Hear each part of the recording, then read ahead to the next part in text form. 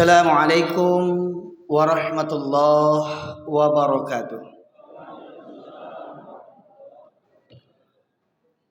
Alhamdulillah nahmaduhu wa nasta'inuhu wa nastaghfiruh wa na'udzu billahi min syururi anfusina wa min sayyiati a'malina. Man yahdihillahu fala mudilla lahu wa ma yudlilhu fala hadiyalah. Asyhadu an la ilaha illallah wahdahu la syarika lah wa asyhadu anna Muhammadan abduhu wa rasuluhu alladzi la nabiyya ba'da. Allahumma shalli wa sallim ala nabiyyina Muhammad wa ala alihi wa sahbihi ajma'in. Qala Allah ta'ala fil Qur'anil Karim, a'udzu billahi minasy syaithanir rajim.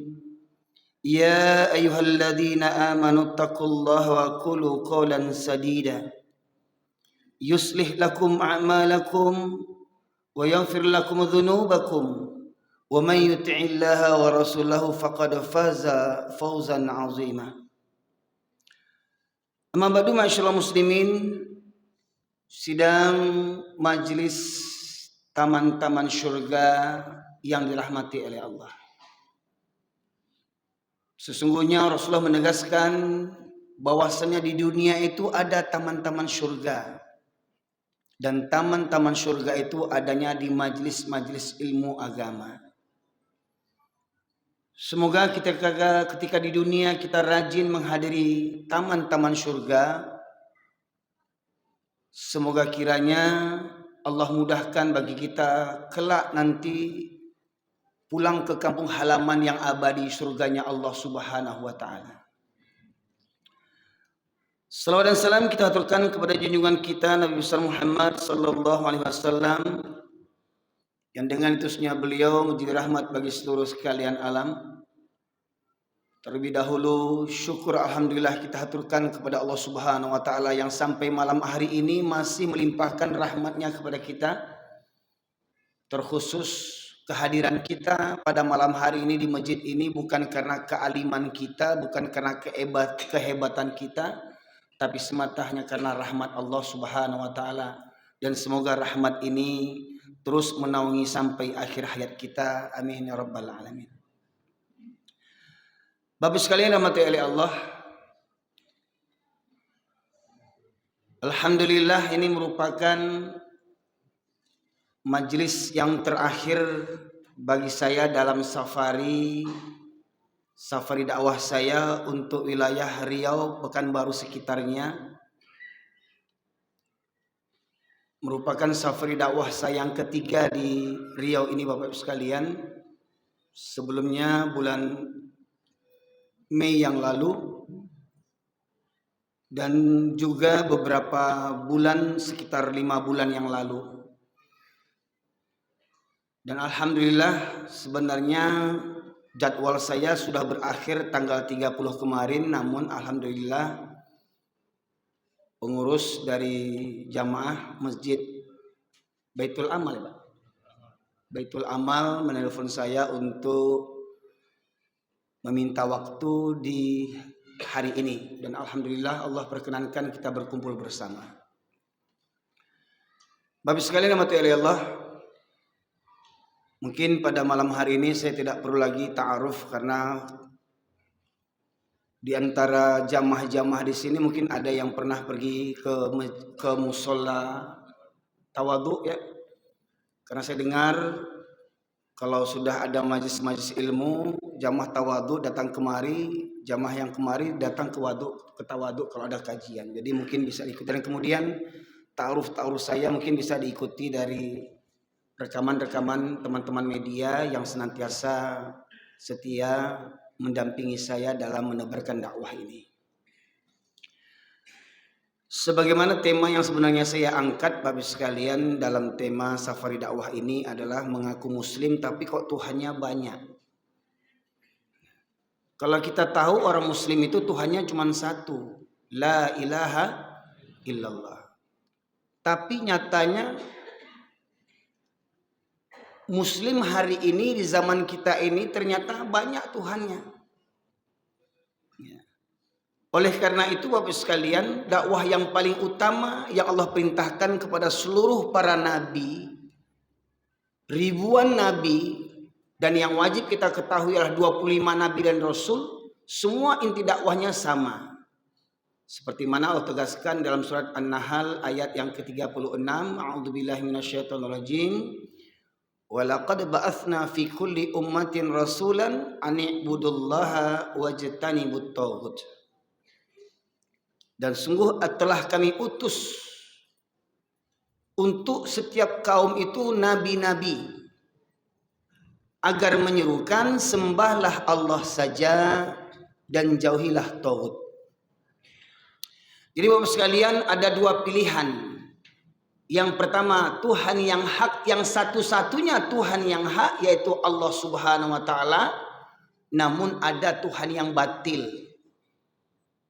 Kenapa ada Tuhan yang batil? Karena kalau orang beriman hanya bertuhankan kepada Allah. Allah waliyul ladzina amanu yukhrijuhum minaz zulumati ilan nur.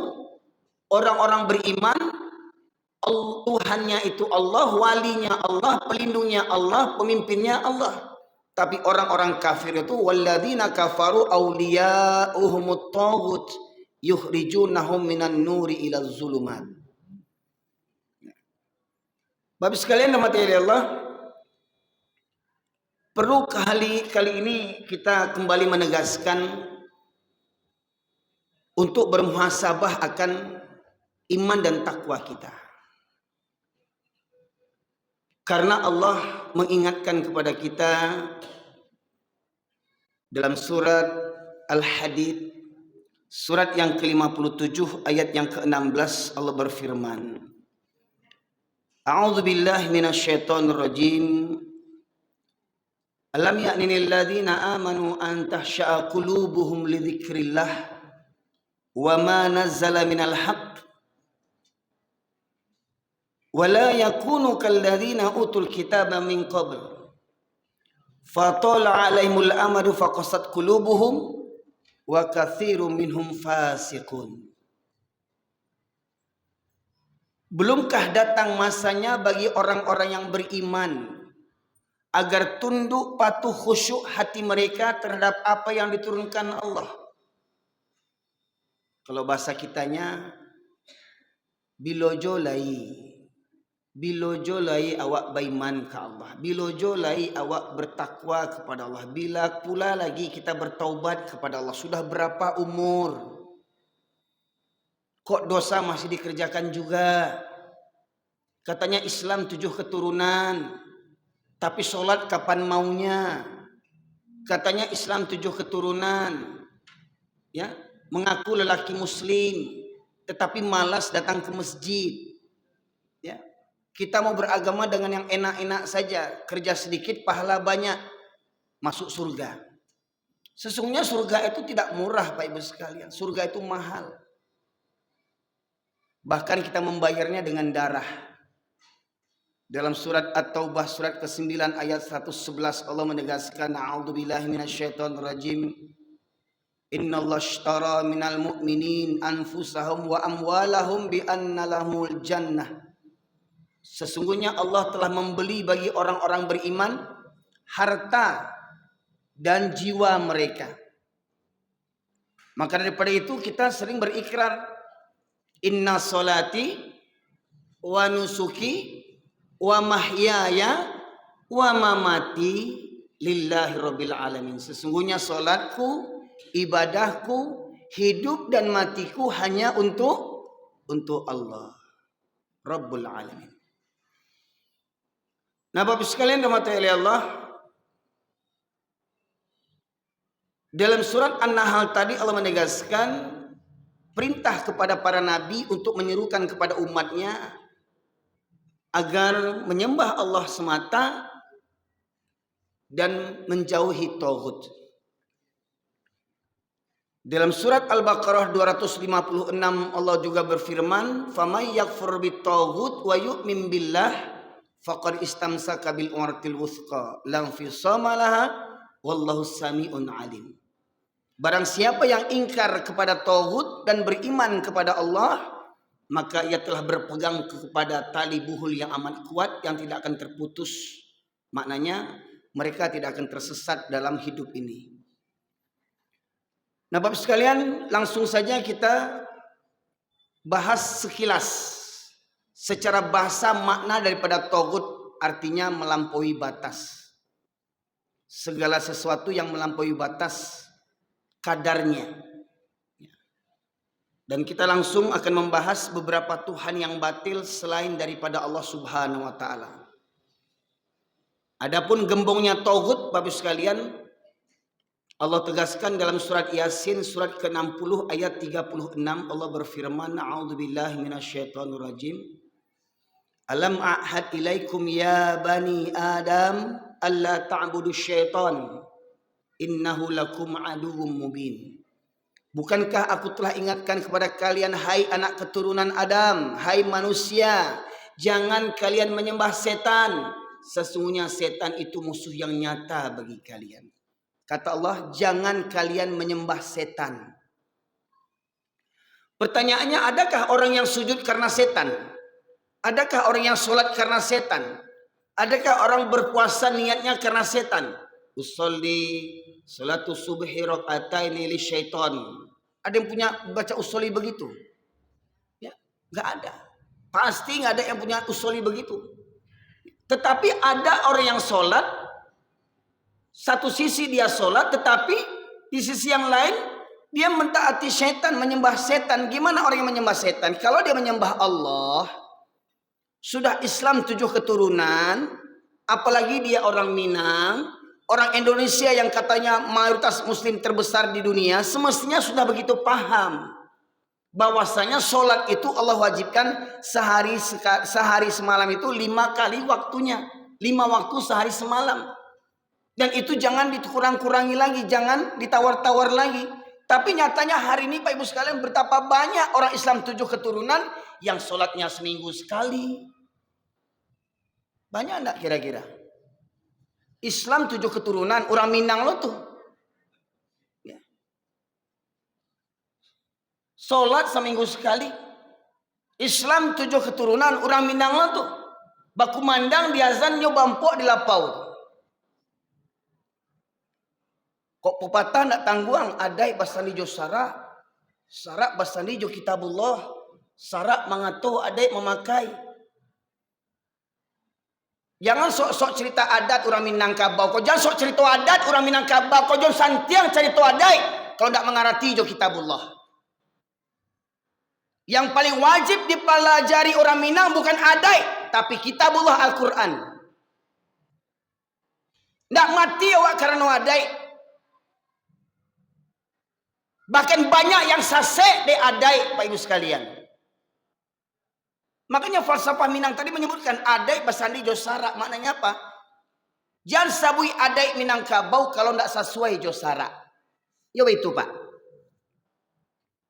Sebab sebelum Nabi Muhammad diutus menjadi Rasul, diangkat menjadi Rasul, ya, itu nenek moyangnya di negeri Arab itu adalah memahami adat jahiliyah.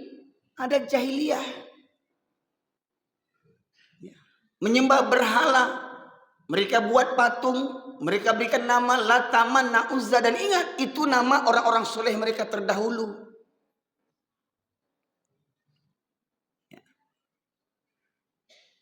Nah, Bapak sekalian dirahmati oleh Allah, kalau orang yang beriman bertuhankan kepada Allah Subhanahu wa taala, suka atau tidak suka, rela atau terpaksa, ya, mau tak mau, kalau masih mengaku beragama Islam, dia harus tetap mengerjakan sholat 5 waktu sehari semalam tanpa dikurang-kurangi, apapun alasannya.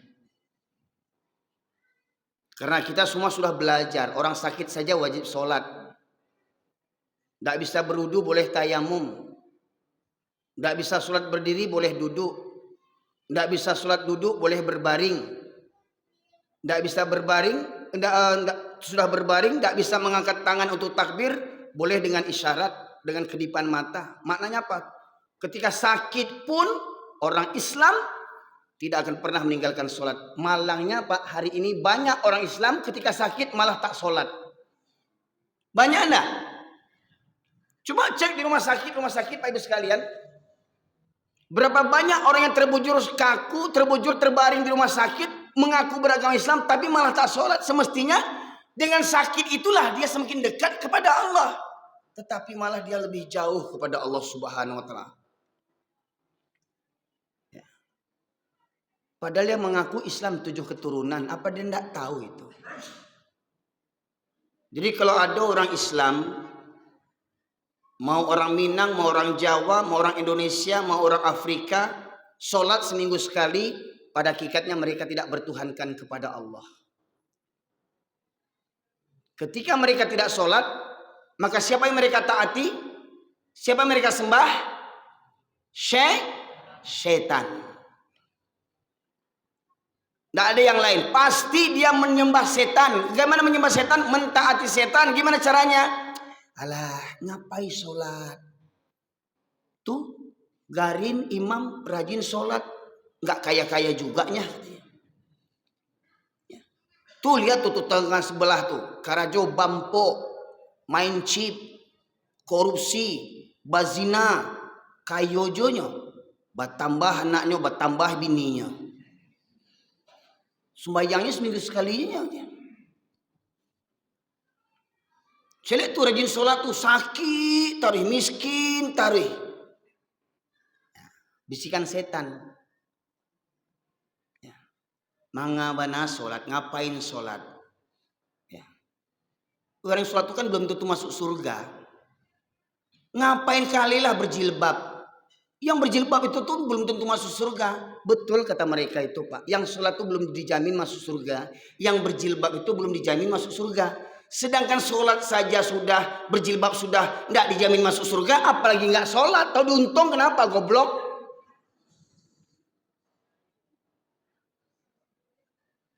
Orang yang sholat disasek-sasek kan ya. Alah sok alim, sok suci. Orang sholat sok alim, sok suci. Lah kamu tuh sok kafir.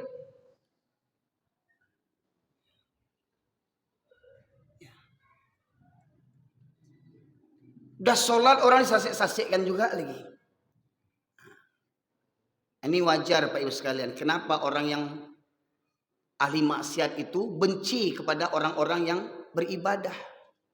Nanti kita akan mudah-mudahan sampai waktunya kita bahas itu Pak Ibu sekalian. Jadi yang pertama, yang banyak disembah manusia bahkan orang Islam hari ini adalah mereka menyembah setan. Allah haramkan judi. Pertanyaannya, yang agen judi siapa? Orang Islam.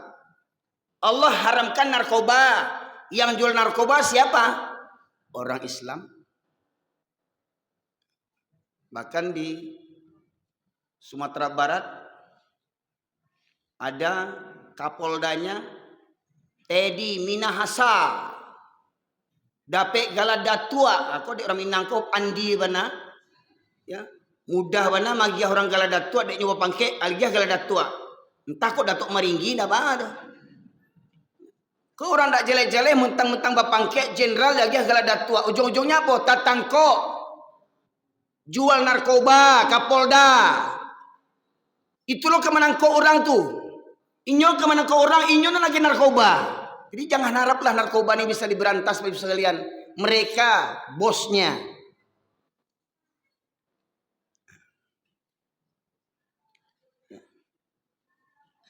Ini yang pertama Bapak Ibu sekalian. Semua itu setan yang membisikkan. Allah perintahkan sholat, mereka malah tak sholat. Allah haramkan judi, malah mereka berjudi. Ya. Jadi maknanya mereka mentaati setan.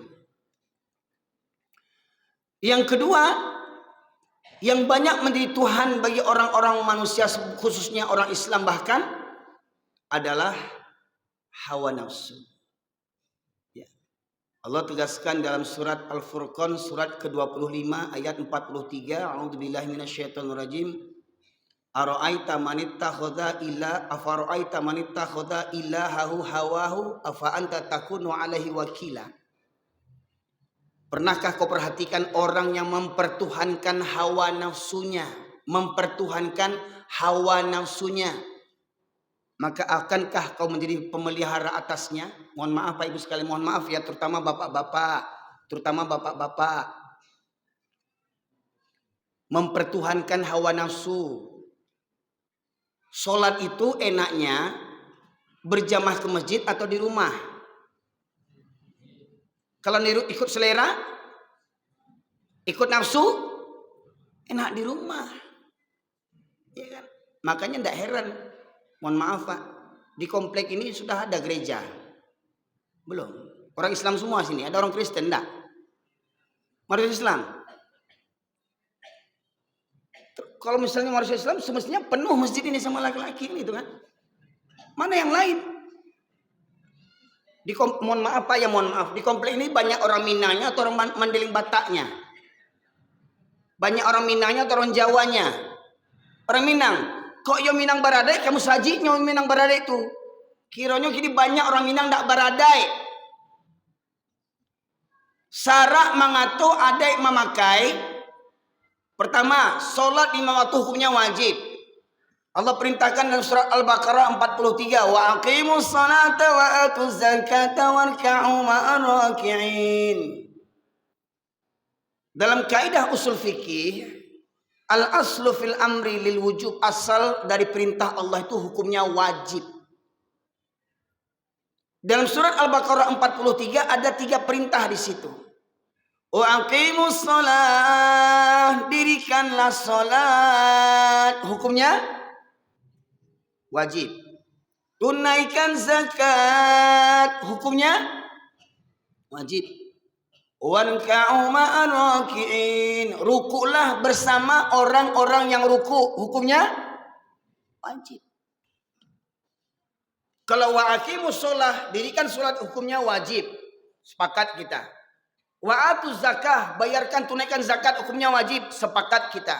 Warka'u ma'ar raki'in, rukulah bersama orang-orang yang ruku. Sepakat tidak kita? Sepakat tidak kita? Maknanya kalau ada ini terutama bagi laki-laki ya Pak Ibu sekalian, ini bagi laki-laki ya. Wajib sholat berjamaah bagi laki-laki yang saya pahami dari surat Al-Baqarah, dan silakan nanti Bapak Ibu sekalian melihat beberapa macam kitab tafsir. Apakah tafsir Ibnu Katsir, apakah tafsir Al-Maraghi, apakah tafsir Imam Qurtubi, apakah tafsir orang Minang yang namanya Al-Azhar.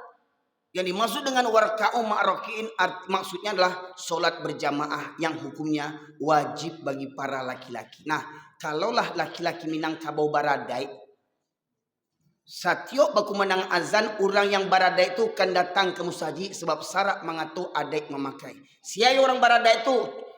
Nini mama, alim ulama, cadiak pandai, datuk maringgi. Semestinya nini mama tu yang jadi contoh di kampung kau Pak Ibu sekalian. Jangan jadi tungkek membawa rabah.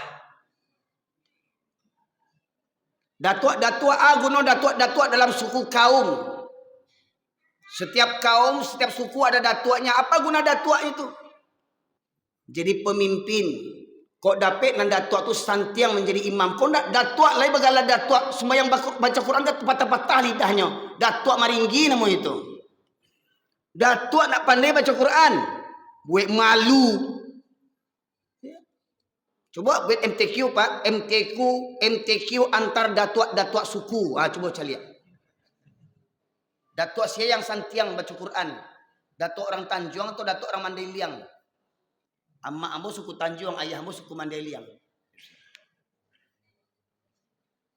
Kau nak MTQ anak-anak, remaja, coba nenek mama tu buat MTQ untuk nenek mama. MTQ tingkat nenek mama. Abaran yang santiang nenek mama baca Quran. Ya. Jangan berang lo nenek mama, kok berang buat perlombaan tu. Buat uji coba, buat survei. Jangan berang kambo kok. Kurang aja apa jago aja. Nenek mama kadiagonya. Ya. Hawa nafsu Pak. Subuh-subuh itu enaknya tidur apa sholat? Tidur, kata orang mereka tidur. Makanya lihat berapa banyak yang datang sholat dibandingkan yang tidur. Mohon maaf, sholat subuh Pak. Berapa jamaah safnya sholat subuh di masjid ini? Ada 3 saf. Berapa saf Pak? 1,5. 1,5. Atau paling tidak 2 saf. Ya. Terus untuk apa kita buat bertingkat masjid kita ini? Hah? Kemana yang lainnya? Waktu subuh 2 saf, sholat Jumat penuh enggak Pak? Sampai ke atas? Sampai keluar? Di atas di sini? Penuh. Nah, subuh kemana yang lainnya? Subuhnya kemana? Nah, tuh katanya Buya Hamka bilang, kalau ingin melihat orang Islam, lihat waktu sholat Jumat, keluar tuh yang pampok keluar, yang suka main chip keluar, yang koruptor keluar, yang pangicuah keluar, yang panduto keluar, yang perangai bantuk baruak keluar. Ya, itu sholat Jumat. Tapi kalau ingin melihat orang beriman, caliak waktu subuh. Siapa yang selalu datang waktu subuh itu orang yang beriman tuh. Innama ya'muru masajidallahi man amana billah wal yaumil akhir. Hanya orang beriman sajalah yang memakmurkan masjid, dan memakmurkan masjid yang paling utama itu menghadiri sholat 5 waktu, itu yang paling utama dalam memakmurkan masjid, Pak Ibu sekalian. Ya. Makanya Ibu sekalian kalau cari menantu itu yang beriman, bukan sarjana ukurannya, bukan yang bagala CD ukurannya, enggak. Ya. Yang beriman. Cari di masjid waktu subuh. Siapa yang sering datang ke masjid waktu subuh, ambil jadi menantu. Walau umurnya 65, 70. Loh kok galak Pak? Ambo serius kok Pak.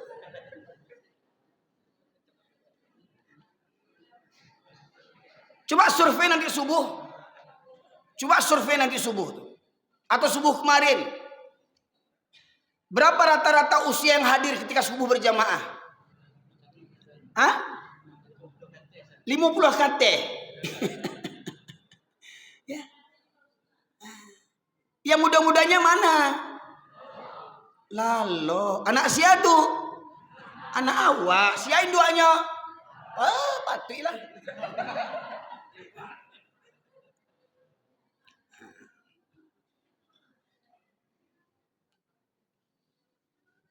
Bukankah Allah menegaskan teguran bagi orang beriman? Ya ayyuhalladzina amanu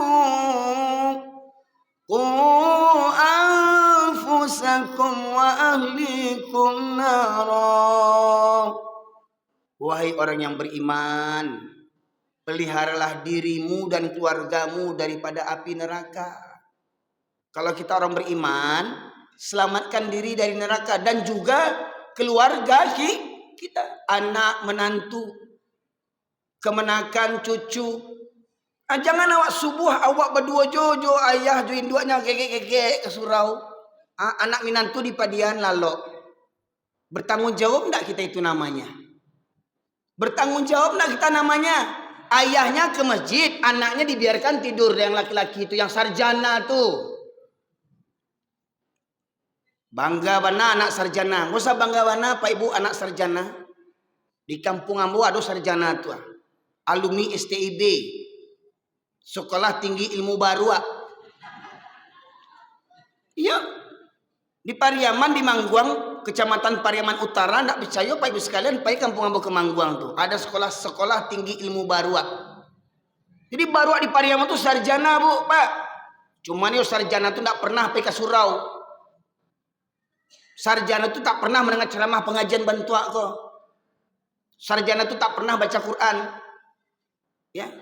Jadi kalau ada anak kita sarjana, menantu kita sarjana, jarang nampak di masjid, jarang dengar pengajian, jarang baca Quran, apa bedanya dengan sarjana barua? Beda jo barua. Kalau barua mendengar azan, Allahu Akbar, Allahu Akbar. Barua itu pasti pakai dia gitu, enggak mengerti barua itu. Sebabnya barua iku mungko bantu orang. Hah? Mungko bantu orang.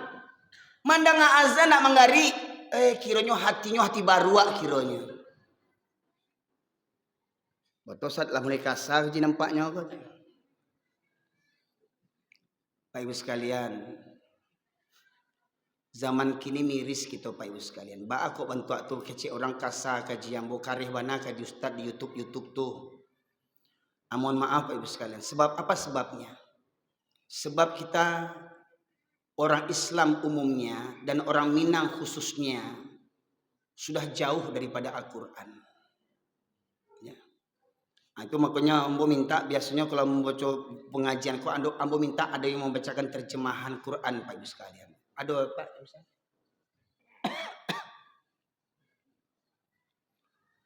Ya, jangan deko salah sangka. Jadi mohon maaf kalau Bapak Ibu calik di YouTube kareh mana kaji Ustaz ko nang kareh ko sebenarnya sia kini ko yang kareh kini ko. Ya.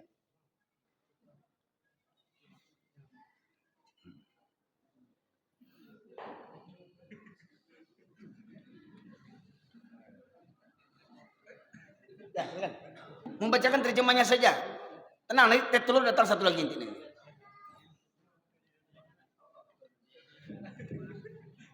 Masya Allah. Ini namanya acara hitam putih. Iya. Silakan dibuka Pak. Dibuka surat ke-7 ayat 175 dan 176. Terjemahnya saja baca. Nanti Bapak Ibu silakan baca ayatnya, lafaz ayatnya di rumah masing-masing. Karena saya yakin kita sudah sering baca Quran, tapi jangan lupa kita kadang jarang baca terjemahan. Kadang ketika kita baca terjemahan pun kadang nggak paham kita, yang kita baca tuh nggak paham sampai lewat aja. Nah, maka kita dengarkan terjemahan surat Al-A'raf ayat 175. Silakan. Alhamdulillah. Ya. Yang artinya surah Al-Maidah ayat 100. Surat Al-A'raf. Al-A'raf ya, iya. Ya. Al-A'raf ayat 175 yang artinya dan bacakanlah ya Muhammad kepada mereka. Ya, pertama ada perintah dan bacakanlah. Jadi perintah ini wajib Pak, bacakan. Ayat ini bacakan, ayat ini sampaikan, ayat ini jelaskan kepada mereka kaum muslimin umumnya, khususnya dan kepada manusia pada umumnya. Bacakan kepada mereka, kepada orang muslimin. Apa yang mau dibacakan? Berita orang yang telah kami berikan ayat-ayat kami kepadanya. Kemudian dan melepaskan diri dari ayat. Ya, berita tentang orang yang dulu diberikan ilmu tentang Al-Quran, pandai baca Quran, ya, faham Al-Quran, pandai membacanya, melakukannya, ikut MTQ, menghafalnya dan segala macamnya, tahu hukum hakamnya, ya. Dulu diberikan ilmu itu, ilmu tentang Al-Quran. Lalu dia melepaskan diri dari ayat-ayat itu. Maknanya apa? Dulu dia belajar Quran, namun karena perasaan hidup, karena kesenangan hidup, lupa baca Quran lagi. Ya, tidak ada waktu untuk baca Quran lagi. Nah, ya, tidak mengamalkan isi Al-Quran. Dulu kecil-kecil tahu sholat hukumnya wajib, judi itu haram, kalau taat ujungnya ke surga, kalau maksiat ujungnya ke neraka. Tahu dulu takut, ingin ke surga, takut ke neraka. Dulu waktu kecil-kecil. Semakin besar malah nggak ada rasa takut. Maka apa kata Allah? Lalu dia diikuti oleh setan. Maka jadilah ia termasuk orang yang sesat. Nah, jadi kalau sudah lama nggak ngaji lagi, dia ngaji tuh kalau dapat istiqomah. Jangan waktu ketek-ketek jo mengaji. Jangan waktu di pesantren jo mengaji. Kadang anak wak sekolah pesantren, tamat pesantren nggak ngaji-ngaji, ya. Waktu pesantren anak kita yang perempuan pakai jilbab, lepas di pesantren tanggal jilbabnya, itu contoh misalkan. Ya. Waktu jadi kuliah di IAIN, numpang tinggal di masjid, jadi garin, buka pintu azan, datang lebih dulu karena tidur di masjid, ya, dikasih beras, dikasih gaji. Waktu kuliah, sudah dapat sarjana. Nggak nampak lagi ke masjid. Kalau ditanya, kenapa nggak ke masjid? Saya kan sudah sarjana. Sarjana baru namanya itu. Ya. Waktu jadi garin, rajin ke masjid. Soalnya tidur di masjid. Sudah tamat, sudah bergelar sarjana, tetap ke masjid enggak? Ya. Nah, tuh. Dulu dia belajar agama. Kemudian dia tinggalkan ilmu agamanya tuh. Dia tidak amalkan ilmu agamanya. Maka dia akan diikuti oleh setan sampai dia tergoda. Lanjut. 175. 176 ya. Ayat 176. Dan sekiranya kami menghendaki, niscaya kami tinggikan derajatnya dengan ayat-ayat itu. tetapi dia cenderung kepada dunia dan mengikuti keinginannya yang rendah. Maka perumpamaannya seperti anjing. Seperti apa? Anjing. Oh, anjing. Kata Quran. Kok kasar kali Pak bilang anjing? Allah yang bilang. Allah yang bilang. Itu tuh terus anjing tuh. Ya, kama salil kalbi. Oh, enggak wow ya. Enggak bisa diperlunak bahasanya. Enggak bisa. Oh, enggak bisa ya. Iya. Ya, terserahlah. Tanggung jawab nih Pak ya. Iya, tanggung jawab sama. Bapak direkam ini. Bapak bilang anjing dikejar orang ini. Lanjut. Jika kamu menghalaunya, dijulurkannya lidahnya. Dan jika kamu membiarkannya, ia menjulurkan lidahnya juga. Demikianlah perumpamaan orang-orang yang mendustakan ayat-ayat kami. Maka ceritakanlah kisah-kisah itu agar mereka berpikir. Apa kata Allah Bapak Ibu sekalian? Kalau kami menghendaki, kalau kami mau, kata Allah, kami tinggikan derajatnya dengan ayat-ayat Al-Quran itu. Jadi tinggi derajat kita Pak, bukan sarjananya. Tinggi derajat kita tuh bukan karena pangkat harta dan jabatan. Tinggi derajat kita ketika kita memahami dan mengamalkan Al-Quran. Itu puncaknya. Puncak pengagungan terhadap Al-Quran adalah mengamalkannya. Bapak Ibu sekalian. Nah, namun kata Allah, tetapi mereka cenderung kepada dunia. Dulu dia belajar agama, dulu dia belajar Al-Quran. Dek perasain hidup, merantau dari kampung ke dari Pariaman ke Pekanbaru, dari Sumatera Barat ke Pekanbaru, merantau ke Malaysia, merantau ke Batam, merantau ke Jawa untuk cari nafkah, cari uang. Tidak ada waktu untuk mengaji lagi. Ya. Subuh-subuh udah berangkat, nggak sempat sholat. Ya. Hingga akhirnya apa? Sudah lama tidak mengaji, lama tidak ke surau, ya, dan mengikuti hawa nafsunya yang rendah, ya, mengikuti hawa nafsu, ya. Allah itu kan maha tahu, ya. Sholat itu kan nggak dipaksa. Apa gunanya sholat kalau kita nggak ikhlas? Pertanyaannya, ya, sholat itu perlu ikhlas atau tidak? Tidak. Yang penting sholat, masalah ikhlas atau tidaknya itu urusan kalian nanti diterima Allah atau tidak. Yang penting sholat dulu. Kalau memang mengaku beragama Islam, karena kata Rasulullah al-farqu bainana wa bainahum shalah faman taraka faqad kafara. Beda kita orang Islam dengan orang kafir adalah salat. Barang siapa meninggalkan salat maka ia telah kafir. Masalah salat diterima atau tidak itu urusan Allah. Allah yang menilai siapa di antara kita yang layak terima salatnya ini. Tidak ada jaminan orang yang jenggotnya panjang pasti diterima salatnya. Tidak ada jaminan orang yang berjubah pasti diterima salatnya. Tidak ada yang jaminan orang yang hafiz Quran diterima salatnya. Bahkan kata Allah, fawailul lil musallin, neraka wail untuk orang yang salat. Kenapa kok orang salat ini neraka wail untuknya? Karena salatnya cuma kedok saja. Karena inti daripada salat, innas salata tanha anil fahsya'i wal munkar. Salat itu mencegah daripada perbuatan keji dan mungkar. Itu inti salat, Bapak Ibu sekalian. Jadi rajin sholat judi ya juga. Rajin sholat dengki ya juga. Rajin sholat fitnah ya juga. Rajin sholat gunjing ya juga. Nah, itu dia. Orang yang begitu tuh neraka wail untuknya. Ya. Alladzina hum an sholatihim sahun, yang mereka lalai daripada sholatnya. Kadang sholat, kadang tidak. Jumat sholat, asar tidak.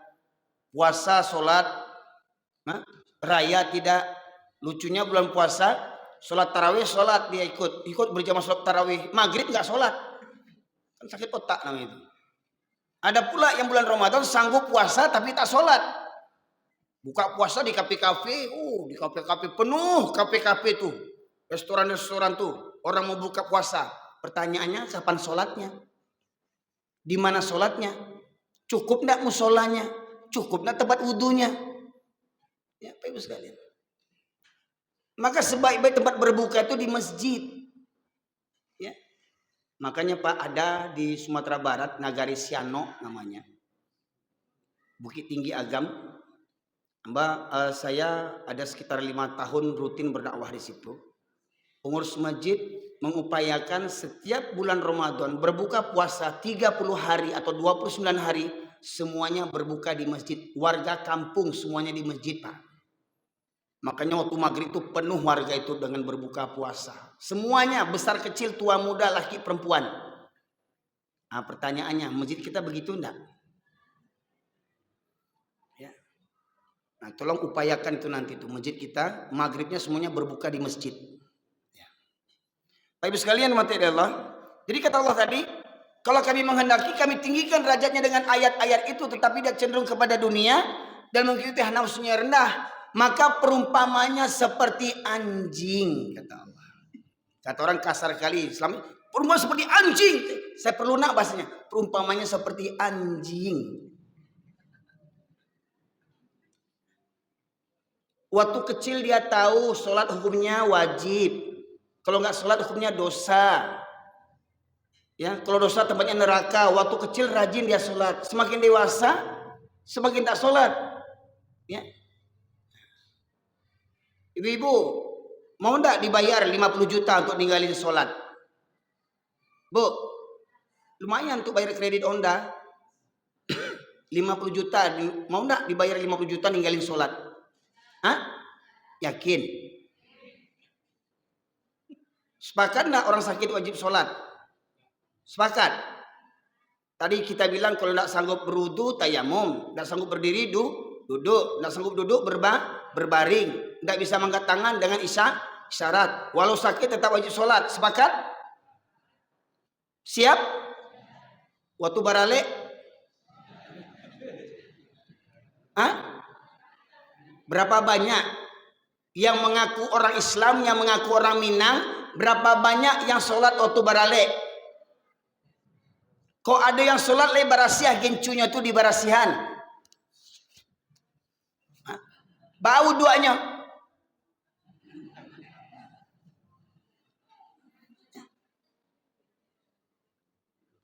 Kalau make up bantuan tuh supaya hilang tuh pakai backlin. Pakai busa untuk nyuci piring tuh.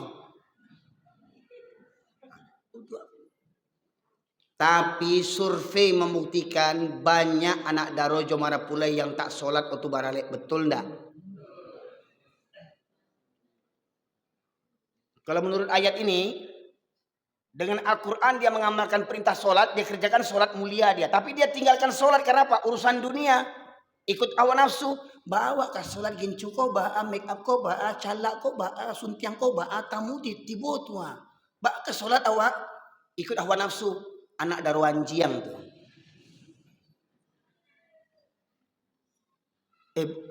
Kasabu? Hah? Ini ada anjing sih kok.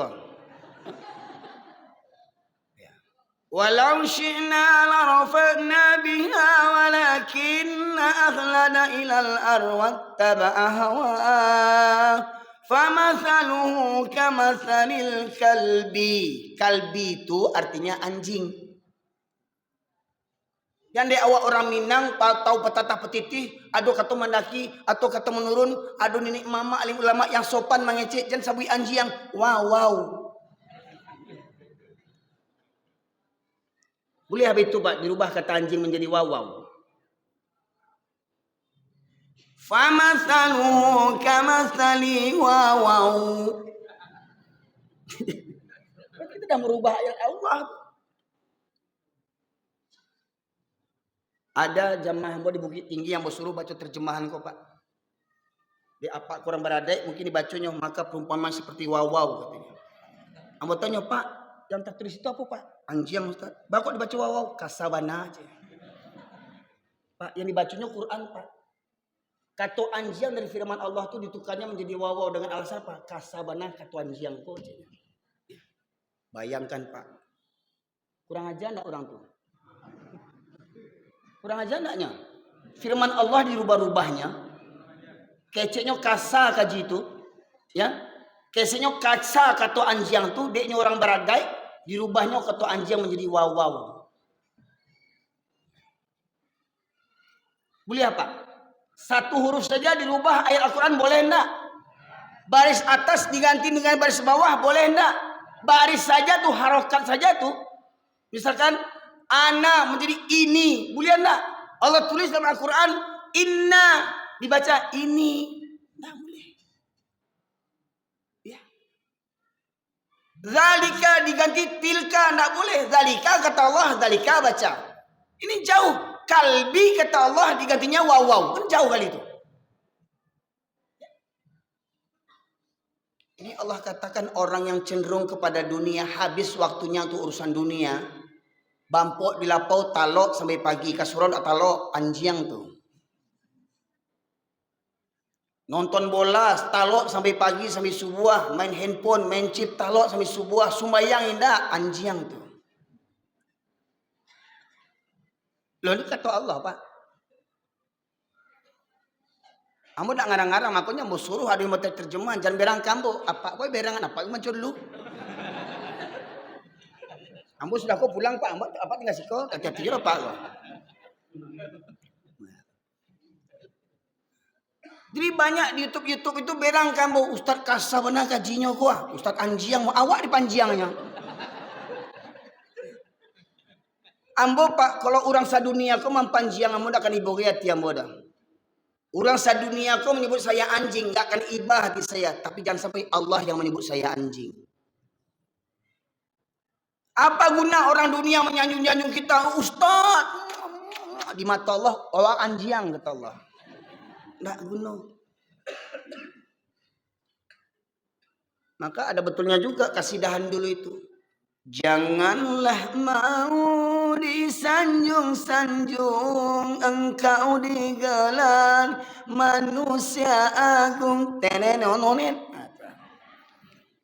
Jadi kita dibangga dengan sanjungan. Ya, Ustaz datang dipayungi, ya, disambut dengan tambu tasah, tumplak.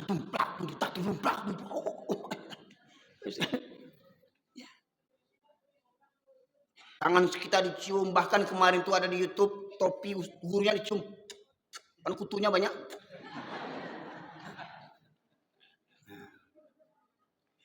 Bahkan waktu saya di Malaysia Pak, ada aliran di Malaysia itu, bekas basuhan kaki gurunya tuh diminumnya itu, ya. Bagus sekalian, saking begitunya hulunya berlebihan menyanjung orang-orang yang soleh. Orang soleh itu Pak nggak perlu disanjung Pak, ilmunya diamalkan. Itu yang utama. Apa gunanya kita pajang-pajang fotonya, foto Tuanku Salihah awak pajang di rumah makan. Sembayang indah, kepunduang. Ya. Jadi nasi kepunduang.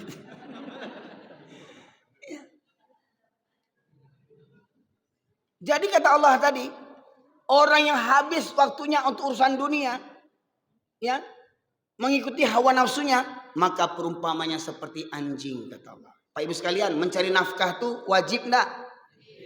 Ibadah tidak? Tetapi kalau kita cuma mencari nafkah, sholat tidak, ya, sia-sia ibadah yang kita lakukan. Nah, ini sebenarnya ayat ini Pak, silahkan lihat tafsirnya. Ini ditujukan kepada para alim ulama ini sebenarnya nih. Asbabun nuzulnya menceritakan tentang kisah Bal'am bin Ba'urah, seorang ulama ya yang doanya itu mustajab. Namun karena diberikan iming-iming janji-janji dunia untuk tidak menyampaikan agama dengan sebenarnya, hingga akhirnya dia tidak menyampaikan Al-Quran dengan sebenar-benarnya. Demi apa? Demi pangkat dan jabatan. Betapa banyak ulama-ulama anjing sekarang bantu itu Pak. Ada ulama mengatakan ya, mengucapkan selamat Natal itu boleh. Itu ulama anjing namanya itu. Ya.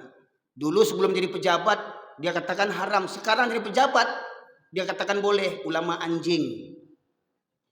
Ya. Bapak-Ibu sekalian. Nih. Kata anjing ini ditujukan kepada ahli-ahli agama. Ya. Kemudian bagaimana dengan orang-orang awam? Allah tegaskan dalam surat Al-A'raf 179. Tolong dibaca Ustaz terjemahannya.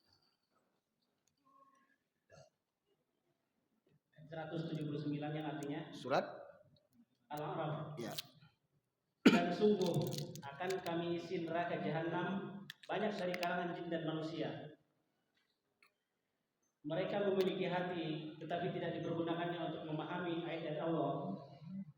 Mereka memiliki mata, tetapi tidak dipergunakannya untuk melihat tanda-tanda kekuasaan Allah. Dan mereka mempunyai telinga, tetapi tidak dipergunakannya untuk mendengarkan ayat-ayat Allah. Mereka seperti hewan ternak, bahkan lebih sesat lagi. Mereka itulah orang-orang yang lengah. Yaitu وَلَقَدْ ذَرَأْنَا لِجَهَنَّمَ كَثِيرًا مِنَ الْجِنِّ وَالْإِنسِ لَهُمْ قُلُوبٌ لَا يَفْقَهُونَ بِهَا وَلَهُمْ أَعْيُنٌ لَا يُبْصِرُونَ بِهَا وَلَهُمْ آذَانٌ لَا يَسْمَعُونَ بِهَا أُولَئِكَ كَالْأَنْعَامِ بَلْ هُمْ أَضَلُّ Ulaika humul ghafilun. Dan sungguh akan kami penuhkan neraka jahanam banyak dari kalangan jin dan manusia. Mereka yang memiliki hati tetapi tidak ada takut kepada Allah. Mereka memiliki hati tidak mau merenungkan ayat-ayat Allah. Mereka punya mata tidak digunakan melihat tanda-tanda kekuasaan Allah. Gempa bumi, tsunami, longsor, banjir, galodo, gunung Merapi, Malatui, pembunuhan di mana-mana merajalela, pergantian siang dan malam. Itu ayat-ayat Allah. Adakah kita mengambil pelajaran daripada itu? Gempa bumi, tsunami di Aceh, hancur negeri orang. Apa yang tinggal? Masjid. Ada nggak ambil pelajaran daripada itu? Gempa bumi di Padang Pariaman tahun 2009. Orang pantai Cameh karena tsunami naik ke gunung, ke bukit, ke Padang Alai. Gunung Tigo runtuh gunung tuh. Kini jadi kuburan massal kampung di Patamuan tuh Padang Pariaman, dekat Kampung Ambo. Jadi kuburan massal 3 desa dibenam sama Allah tuh. Ya, sekitar 10 hari setelah gempa saya datang ke tempat lokasi itu, berdiri saya di atas tumpukan tanah-tanah itu, nampak atap-atap rumah orang, merinding Pak Ibu sekalian. Jadi kuburan massal, tidak bisa dicari lagi mayatnya. Sampai hari ini jadi kampung hantu sekarang. Galodo di Padang di Agam, ya, Bukit Batabuah, Tanah Datar, Padang Panjang, ya, Koto Baru, Koto Tuo, Galodo, hancur rumah orang. Surau tetap tagak. Ada ndak awak ambil pelajaran daripada itu? Punya mata, ndak mau ambil pelajaran. Walahum adzanul la yasma'una biha. Mereka yang punya telinga tetapi tidak digunakan untuk mendengarkan ayat-ayat Allah. Apa ayat Allah itu? Azan itu ayat Allah. Allah memanggil, Allahu Akbar, Allah Maha Besar. Tidak ada yang lebih besar daripada Allah. Ketika Allah memanggil kita, Allahu Akbar, maka urusan yang paling besar adalah urusan menyahut seruan Allah Subhanahu wa taala. Seumpama presiden manggil kita, berbenturan dengan seruan azan, mana yang mau kita datangi dulu? Panggilan presiden atau panggilan Allah? Faktanya lebih dulu dipanggilkan presiden yang didatangi daripada Allah. Hayya 'alas salam, as-salatu khairum minan naum. Salat lebih baik daripada tidur. Berapa banyak orang Islam yang tahu salat lebih baik daripada tidur? Ya, kenyataannya gimana? Waktu subuh lebih banyak yang tidur atau yang salat? Nah, orang yang begini punya hati tidak ada takut kepada Allah, punya mata tidak melihat tanda-tanda kebesaran Allah, punya telinga tidak mendengarkan ayat-ayat Allah. Ulaika kal an'am, mereka seperti binatang ternak, balhum adal, bahkan lebih sesat lagi kata Allah. Jadi kalau ada orang Minang tidak mau mendengar kaji, tidak mau mendengar ceramah, tidak mau belajar baca Quran, atau binatang tuh. Jadi tidak ada ceritanya orang Minang nak pandai baca Quran. Semestinya orang Minang santiang baca Quran. Sebab ada bahasa di sarak bahasa di kitabullah itu Al-Quran. Jadi semestinya orang Minangkabau sebelum bicara adat harus bicara Al-Quran dulu. Kupas Al-Quran, baca Al-Quran, pahami Al-Quran. Orang yang paham Al-Quran pasti beradat. Orang yang beradat belum tentu paham Al-Quran. Ibarat gedung ini Pak Ibu sekalian, atap umpama adat, tiang umpama sara, pondasi umpama kitabullah Al-Quran. Mana yang lebih utama kita selesaikan dulu? Mana yang lebih utama kita buat dulu? Mana yang lebih utama kita kokohkan dulu? Pondasi Al-Quran, kuatkan Al-Quran, pahami Al-Quran, amalkan Al-Quran, baru terapkan syarak. Mana yang halal, mana yang haram, mana yang baik, mana yang buruk menurut Al-Quran, bukan menurut selera awak. Dah paham syarak, itu baru jadi adat istiadat awak, tradisi awak. Syarak mengatur, adat memakai. Apa kata syarak? Itulah yang jadi adat orang Minangkabau. Kata syarak, solat hukumnya wajib. Jadi orang yang solatnya bolong-bolong, itu orang tak beradai. Solat berjamaah bagi laki-laki hukumnya wajib. Jadi kalau ada nenek mama alim ulama sedia pandai malas solat berjamaah, itu nenek mama tak beradai.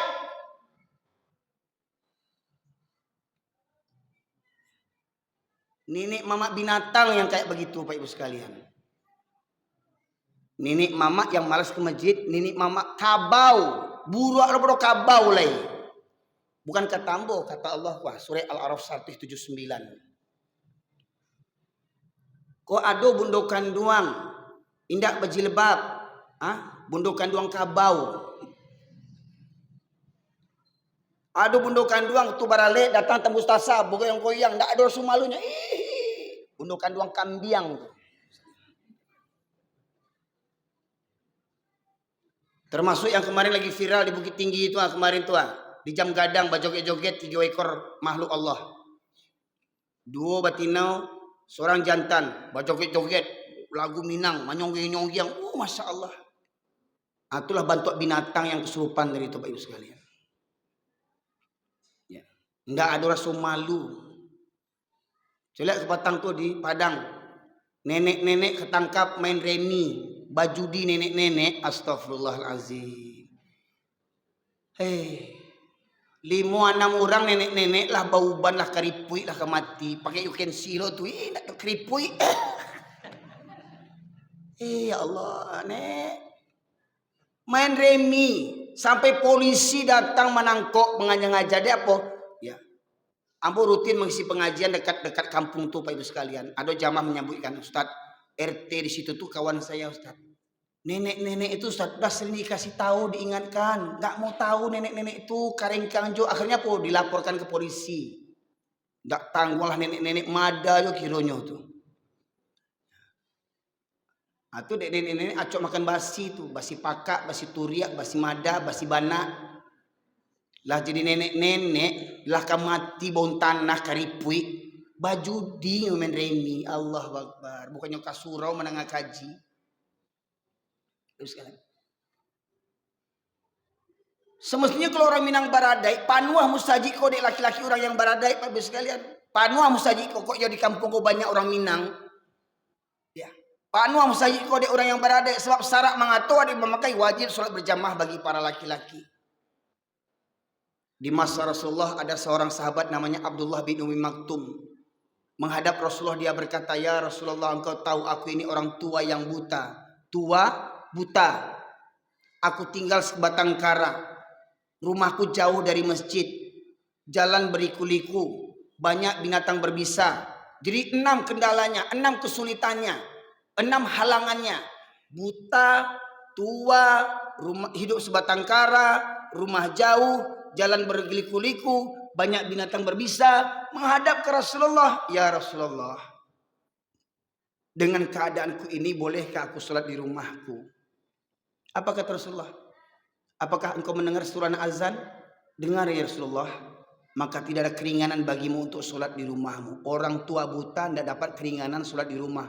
Hei tetangga masjid yang malas ke masjid, apamu yang buta? Rumah dekat dengan masjid, bertetangga dengan masjid, berkumandang azan bersaut-sautan, tinggal pilih mau sholat di mana. Motor kredit 3, mobil kredit 5, belum lunas-lunas hutang riba. Ya, bagi jalan-jalan bisa. Kenapa tidak pakai Honda motor itu ke masjid? Silakan pergi. Oh, kata hadis Nabi, kalau semakin banyak melangkah, semakin banyak pahala. Rumah saya depan masjid, pendek kali pahala saya. Saya mau buat musuh balik mana? Ke Pasir Pangarayan. Sholat subuh, sampai sana zuhur.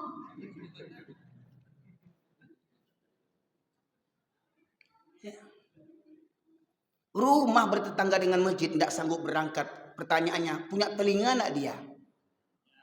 Punya hati enggak Allah memanggilnya? Itulah kata Allah tadi. Khatamallahu ala qulubihim wa ala sam'ihim wa ala awsarihim ghishawatun wa lahum adzabun azim. Berikutnya surat Al-Anfal ayat ke-22, surat ke-8 ayat 22.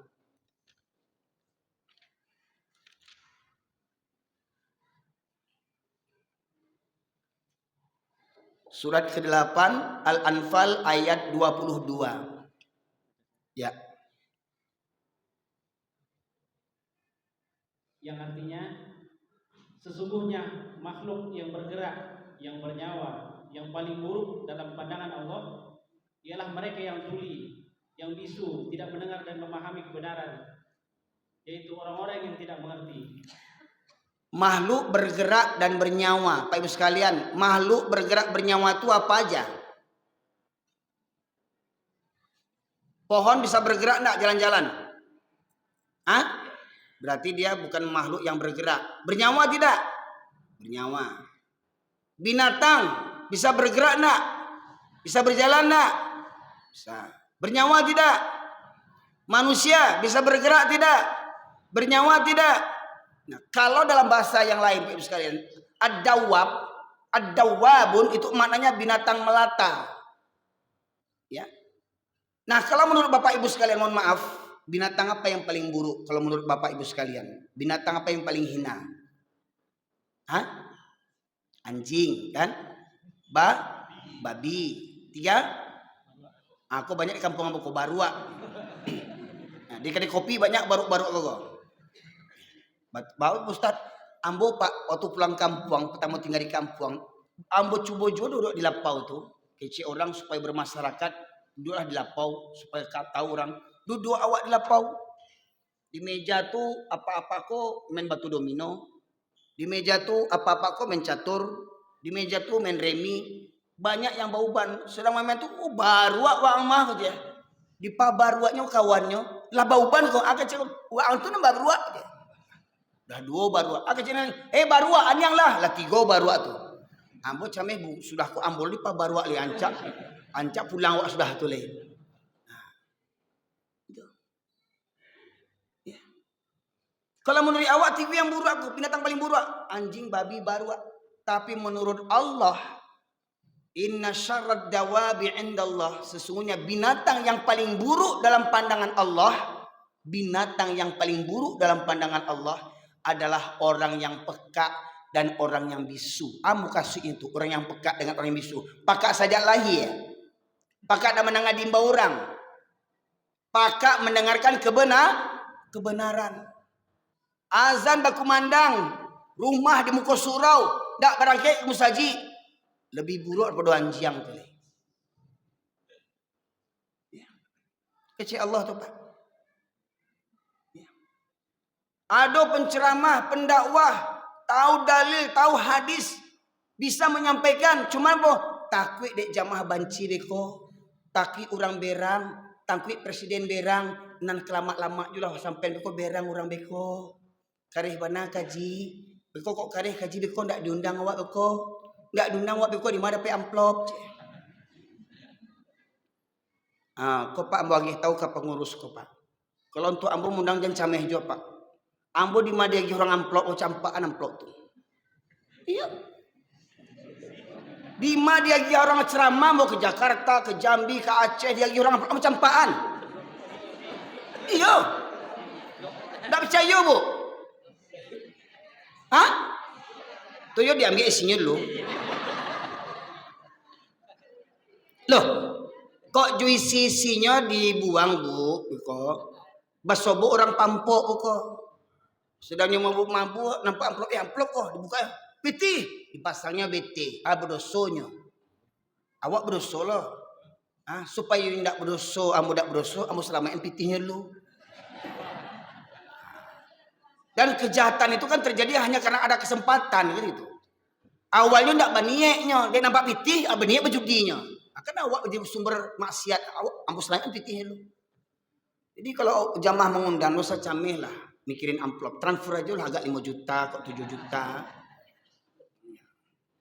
Kok kadang ada ustad meninggal amplop. Kok karih bana kok tak singgung orang kok ndak diundang awak beli aja. Ya. Akhirnya kebenaran disembunyikannya. Ya. Itulah yang kata Allah, menjual ayat-ayat Allah dengan harga yang sangat murah. Benar katakan benar, salah katakan salah. Kulil haqqa walau kana murron. Katakan yang benar walaupun pahit rasanya. Nabi Ibrahim berdakwah benar nak? Pak Ibu, Nabi Ibrahim dakwahnya benar nak? Tapi Nabi Ibrahim dibakar. Nabi Musa dakwahnya benar nak?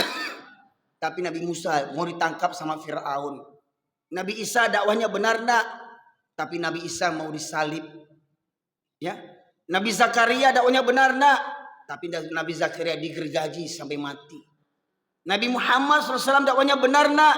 Tapi Nabi Muhammad SAW mau dibunuh sama orang kampung. Di kampung Nabi Muhammad berdakwah ke dibunuh orang kampungnya. Orang kampung ke membunuhnya. Sampai Allah perintahkan Nabi Muhammad dan para sahabat hijrah ke Madinah, Pak Ibu sekalian. Baitubana, Pak Ibu sekalian. Iko kalau ustad-ustad ceramah santai-santai yang sanang-sanang juga ceramah dipertanyakan ceramahnya itu, Pak Ibu sekalian. Yang didakwahkannya itu. Ya. Dan resiko berdakwah ini Pak Ibu sekalian pasti apa kata Allah dan surat Al-An'am ayat 112.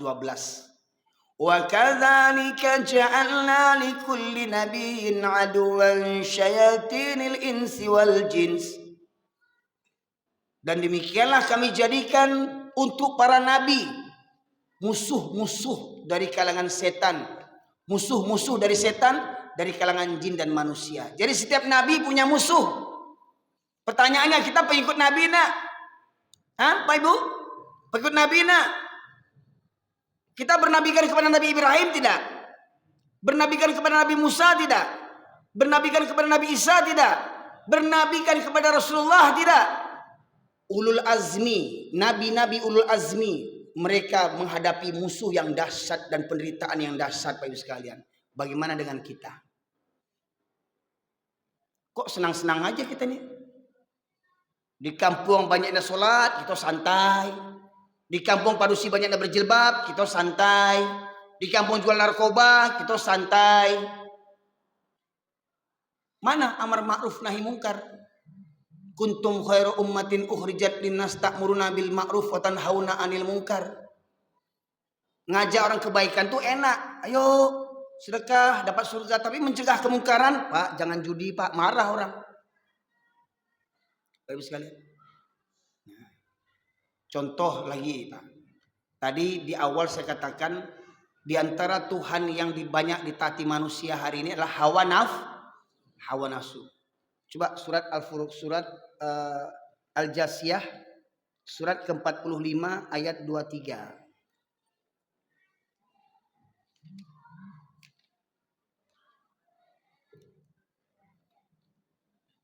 Ya.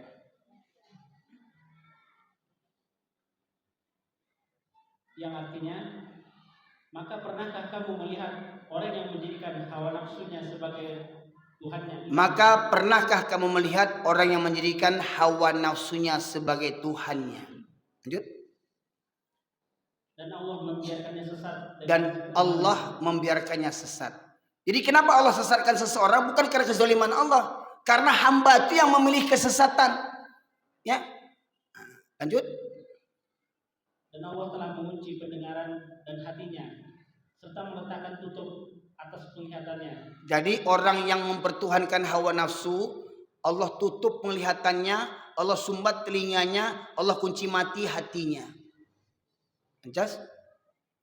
Maka siapakah yang mampu memberi petunjuk setelah Allah membiarkannya sesat? Nah, siapa yang dapat memberikan petunjuk setelah Allah membiarkannya sesat? Allah kunci mati hatinya, Pak Ibu sekalian. Ya. Pertanyaannya, Pak, terutama bapak-bapak nih, bertuhankan kepada Allah atau kepada hawa nafsu? Ya, Tadi saya tanya tadi, sholat hukumnya wajib tidak? Sholat berjamaah hukumnya wajib tidak?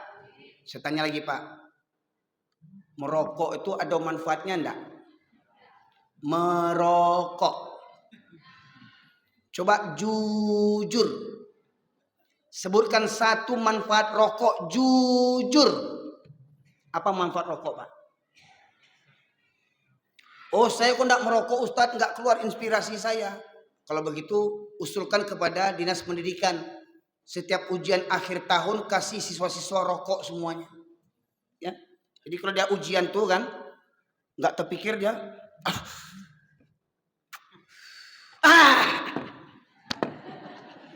dari SD kasih rokok biar lulus semua ya. Buntu otaknya merokok dulu.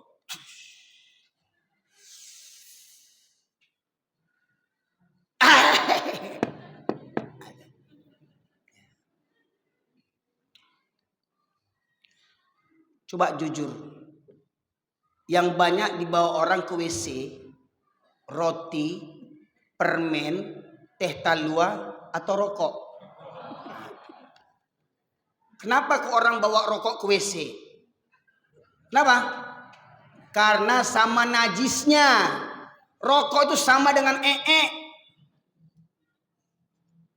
Alhamdulillah di masjid ini nggak ada yang merokok. Sekarang ya, entah kalau duluan nggak tahu lah saya. Makanya saya berani ceramah begini karena saya tahu nggak ada yang merokok sekarang ini. Sekarang ya. Nggak usah cerita agama Pak, tanya sama dokter kafir Pak. Alah Ustaz, saya umur saya 70 tahun merokok panjang umur saya. Itu anak tuh umur 5 tahun mati gitu. Nah cobalah kalau bisa supaya panjang umur cucu bapak itu. Bapak merokok kasih cucu rokok. Oh ini nak, ya panjang umur macam kakek. Mohon maaf Pak ya. Mohon maaf Pak. Ya. Coba masuk akal enggak? Kita bakar, asapnya kita sedot, dan bahkan nikotin itu kapasnya tuh setelah diteliti banyak unsur-unsur babinya Pak Ibu sekalian. Gimana mau sholat kita diterima oleh Allah sementara kita mengkonsumsi hal yang haram? Betapa zolimnya kita. Lihat, tanya pada dokter-dokter kafir sekalipun. Perokok pasif lebih berbahaya daripada perokok aktif. Orang yang nak merokok tetapi menghisap asap rokok itu Pak, lebih besar risikonya daripada yang perokok. Dan penelitian kesehatan, ya, karena rokok beribu orang mati dalam sehari Pak Ibu sekalian. Tapi ya, alah, itu kan karena Ustaz nggak merokok. Itu kiai-kiai itu merokok Ustaz. Habib-habib itu merokok. Ya. Ikutan kita bukan Habib. Ikutan kita bukan kiai. Ikutan kita Rasulullah. Fa in tanazatum fi syai'in faruddu ila Allah war Rasul. Apabila kamu berbeda pendapat tentang urusan agama, maka kembalikan kepada Allah dan Rasul. Tidak ada kembalikan kata guru saya, kata kiai saya, kata habib saya. Ya, kiai, ustadz, habib itu manusia biasa, bisa benar, bisa salah. Kalau benar ikuti, kalau salah tinggalkan. Jangan fanatik buta. Sekalian, kita iba mencelia orang Palestina dibantai. Coba pengakuan Pak yang punya perusahaan rokok di Indonesia nih, pengakuan yang punya usaha rokok Sampurna, rokok Jarum, mereka sendiri pun tak merokok itu. Cina kafir itu Pak tak merokok, Cina kafir itu Pak. Mohon maaf ini Pak, ya. Pertanyaannya, Tuhan Bapa, Allah atau hawa nafsu? Allahu Akbar, tapi habis sholat merokok di teras. Di masjid kadang-kadang pengajian ada disediakan asbak rokok.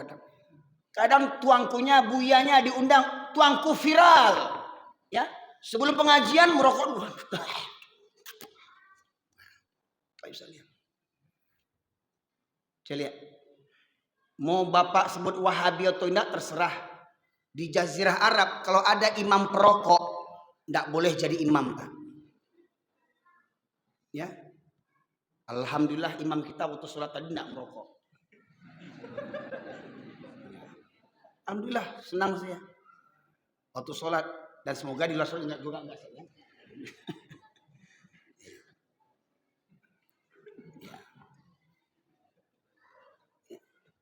Mohon maaf Pak ya, ini dah mulai panas nih bapak-bapak yang ngerokok nih kayaknya ini. Nah, ya, ini kaji Pak yang harus disampaikan Pak Ibu sekalian.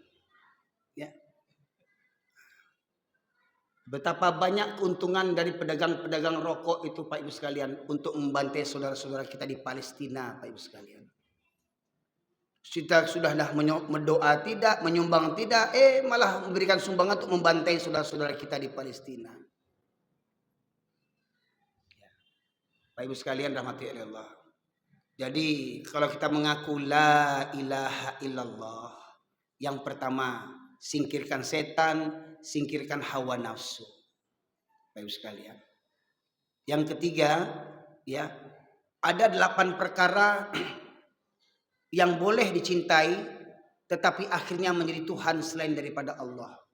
Surat At-Taubah surat ke-9 ayat 24 Allah berfirman, Qul in kana aba'akum wa abna'ukum wa ikhwanukum wa azwajukum wa ashiratukum wa amwalun iktaraftumuha wa tijaratan tahsawna kasadaha wa masakin tardawnaha.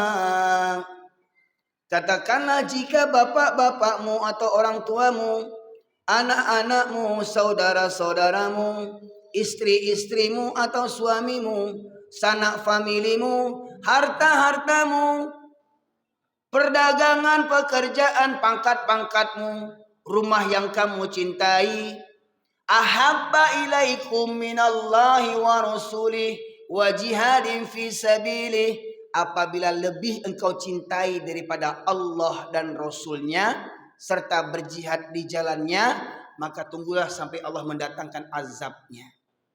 8 perkara tadi ini boleh dicintai, tapi jangan melebihi cinta kita kepada Allah dan Rasul. Siapa mereka? Orang tua, anak, saudara, kakak beradik, istri atau suami, sanak famili, harta kekayaan, pangkat jabatan dan pekerjaan, rumah tempat tinggal. Apabila lebih dicintai, maka 8 perkara ini telah menjadi Tuhan selain daripada Allah Subhanahu wa taala. Maka tunggulah azab Allah.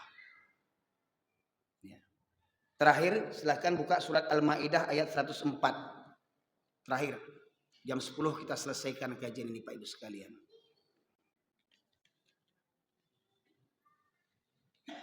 Terjemahannya baca.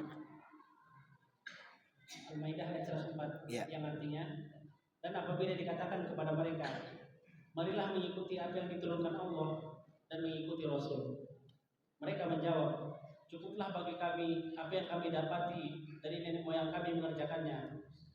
Apakah mereka akan mengikuti juga nenek moyang mereka, walaupun nenek moyang mereka itu tidak mengetahui apa-apa dan tidak pula mendapat petunjuk?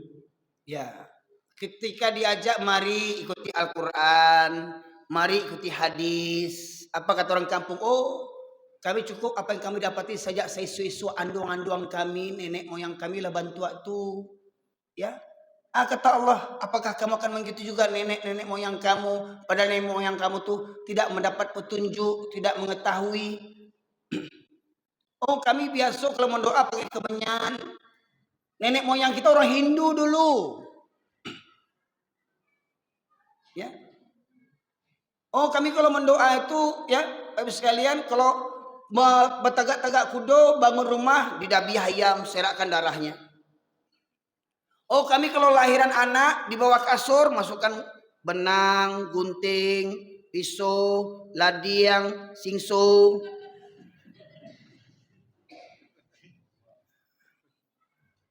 Ya, anak lahir supaya nggak kena palasi, kasih bawang putih, bawang merah, tomat, cabai hijau, cabai merah, dikukus cucu sekali.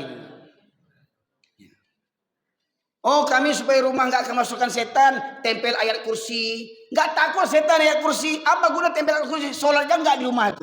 Ketawa-ketawa saya tadi.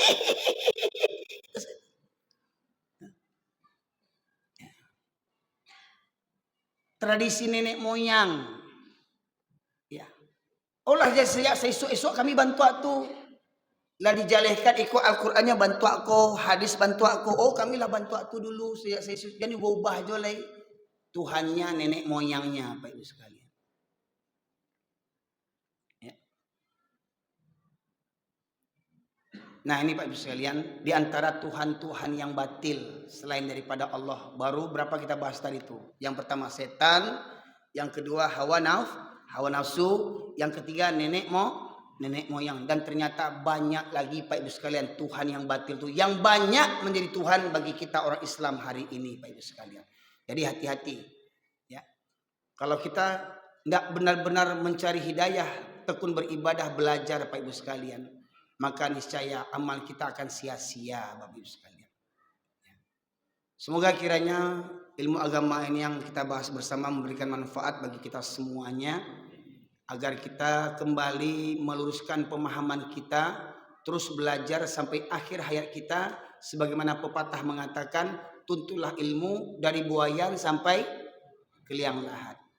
Tadi disampaikan oleh Ustadz kita ya, orang yang cenderung kepada dunia, menunjukkan hawa nafsunya rendah, maka perumpamannya seperti anjing.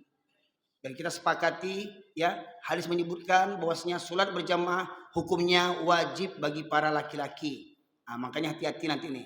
Yang subuh nggak datang tadi hati-hati, anjing atau orang itu nanti. Ya. Ya. Syarat mengatur adik memakai salat berjamaah hukumnya wajib bagi para laki-laki. Jadi kalau ada laki-laki nak ke masjid subuh nanti, itu berarti anjing itu dia. Mohon maaf ya. Alhamdulillah yang datang sekarang ini orang semua nih, alhamdulillah. Cuma nggak tahu subuh nanti ya. Jangan marah sama saya Pak, buat Quran ini, ya baca Quran ini, renung-renungkan Quran ini, ya. Yang kasar tuh kata saya yang kasar atau hati kita yang keras membatu, ya. Sudah sekian tahun hidup beragama, tidak ngerti juga lagi, ya. Maka pentingnya kita menuntut ilmu agama, ya. Walaupun sakit rasanya, tapi ingat setiap obat yang kita minum untuk sembuh, kebanyakan pahit obat itu enggak, tapi mau nggak mau harus diminum demi kesembuhan kita. Seperti kalau kita sakit kena penyakit gula stadium 4 lah baulek kaki itu lah busuk kaki itu. Kau ingin panjang umur aja dipotong kaki itu enggak. Diamputasi Pak kaki itu supaya bisa panjang umur. Sakit enggak dipotong amputasi itu. Sakit, tapi demi kesembuhan kita, demi panjang umur kita buang yang kaki yang busuk itu sakit. Betul loh Pak, Ibu, anak-anak awak sunek itu, ketek-ketek lu sunek, sakit enggak sunek? Letakkan apa? Rasa sunek dulu Pak. Ya, tapi demi kesehatan kita, demi perintah ketaatan kepada Allah dan Rasulnya, kita korbankan ujung sunnah itu. Ya, bisa lihat. Ya. Begitu pula ketika mendengar kaji ini Pak, sakit tak mendengar kaji kok, tersinggung awak enggak? Yang punya hati tersinggung yang mudah-mudahan berubah. Tapi kalau hatinya sudah membatu, emang gue pikirin, itu betul anjing yang pajang kayak gitu. Ya. Nggak berubah jo sudah kolej, yo sebana anjing tuh. Ya. Maka harapan kita semoga dengan kaji ini ya, semoga hati kita yang keras membatu itu hancur luluh dengan ayat-ayat Al-Qur'an hingga runtuh kesombongan kita di hadapan Allah Subhanahu wa taala. Demikian saja Bapak Ibu sekalian yang dirahmati Allah. Semoga kiranya majelis kita ini diridhai dan diberkahi oleh Allah Subhanahu wa taala. Semoga kiranya Allah ampunkan dosa-dosa kita semuanya. Allah ampunkan dosa-dosa kedua orang tua kita. Allah ampunkan dosa keluarga-keluarga kita. Semoga Allah anugerahkan kepada kita keluarga yang sakinah, mawaddah, warahmah. Semoga Allah terima segala amal ibadah kita. Allah mudahkan kita untuk tunduk patuh kepadanya. Semoga dengan senantiasa Bapak Ibu sekalian di kegelapan malam, maghrib, isya, subuh berangkat ke masjid. Semoga di akhirat Allah berikan cahaya yang sempurna. Semoga kiranya senantiasa Bapak Ibu datang ke masjid. Semoga kiranya mati kita dalam keadaan husnul khatimah. Semoga kiranya Allah hindari negeri kita, jauhkan dari musibah, bencana, malapetaka. Semoga Allah anugerahkan kepada kita pemimpin-pemimpin yang soleh dan bertakwa. Dan Allah musnahkan orang-orang yang zalim, yang ingin menghancurkan negeri kita, yang ingin menghancurkan agama Allah, semoga Allah berikan hidayah kepada mereka. Bila mereka tidak bertobat, semoga Allah hancur leburkan harta mereka, kekuatan mereka, keluarga mereka. Allah hinakan di dunia dan di akhirat. Semoga kiranya di Masjid Baitul Amal ini kita menghadiri undangan Allah. Di masjid ini Bapak Ibu berkumpul bertemu bersama. Semoga kita pulang bersama ke kampung halaman awak di Sarogo, bakumpul balik awak satu kampung di surga firdausnya Allah Subhanahu wa taala.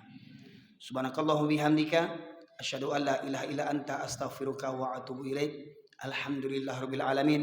Assalamualaikum warahmatullahi wabarakatuh.